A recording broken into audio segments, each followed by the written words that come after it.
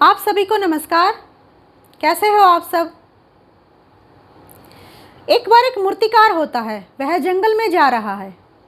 वो जंगल में जाकर देखता है इधर उधर कि कोई पत्थर तो नहीं, क्योंकि एक मूर्तिकार को तो यही रहता है कि मैं वो पत्थर मिले तो मूर्ति बनाऊं। तो पत्थर की खोज में वो इधर उधर देखने लगता है, अपनी नज़र को दौड़ाता है चारों ओर। एक पत्थर दिखाई देता है। उस पत्थर पर वह चोट मारने की कोशिश करता है, तो उसमें से आवाज़ आती है कि मुझे मत मारो, मुझे मत मारो। वो देखता है मूर्तिकार चारों ओर जंगल में कि कहीं भूत भूत तो नहीं। तो यह सोच के आगे चला जाता है, वहाँ से निकल लेता है। आगे एक और पत्थर उसे मिल जाता है।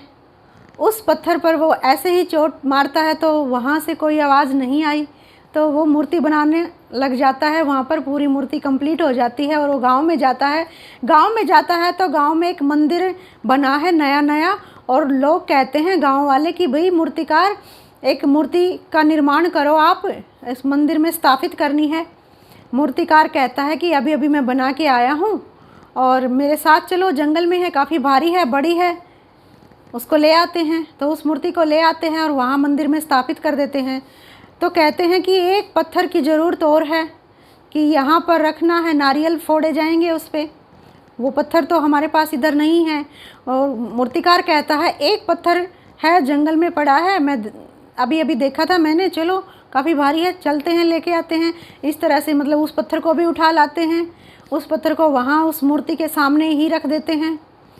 तो उस पत्थर पर नारियल फोड़े जाते हैं और उस पत्थर से जो मूर्ति बनी है उसकी पूजा की जाती है, और उस पर नारियल जो है वो फोड़े जाते हैं।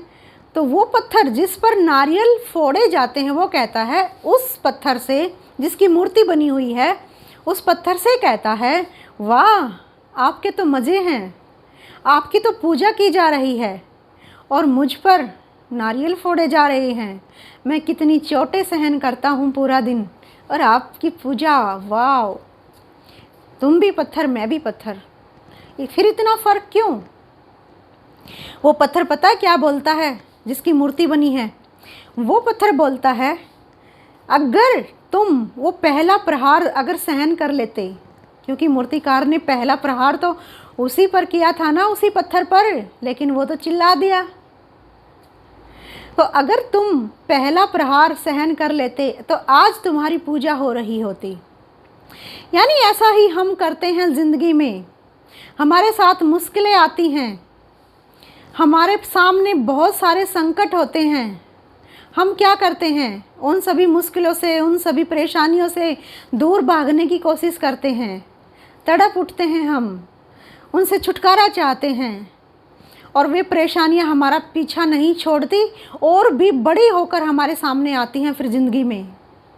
इसीलिए जो भी परेशानी, मुश्किल, संकट की घड़ी जो आती है, अगर हम उसका सामना कर लेते हैं, डटकर उसका मुकाबला कर लेते हैं, उस पर जीत हासिल कर लेते हैं, तो हम आगे बढ़ जाते हैं और आगे हमारा सुखमय जीवन हो जाता है। अगर हम मुकाबला नहीं करते, उस संकट की घड़ी को हम सहजता से नहीं लेते, उससे टाल मटोल करने की कोशिश करते हैं, उससे बचने की कोशिश करते हैं, तो वो मुश्किल है, जो वो संकट की घड़ी है, जो वो परेशानी है, जो वो एक विकराल रूप ले लेती है ज़िंदगी में।